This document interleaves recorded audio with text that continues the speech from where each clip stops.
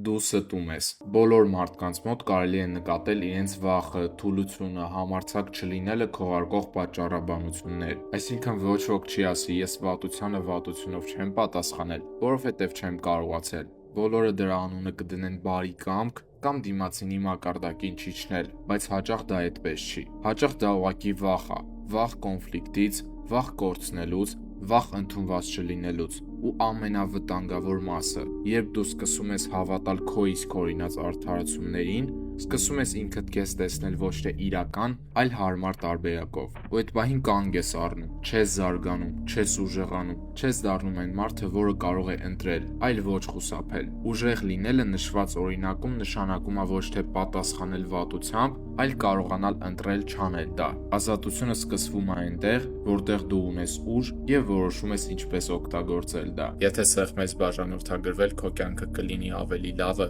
քան եթե չսեղմես։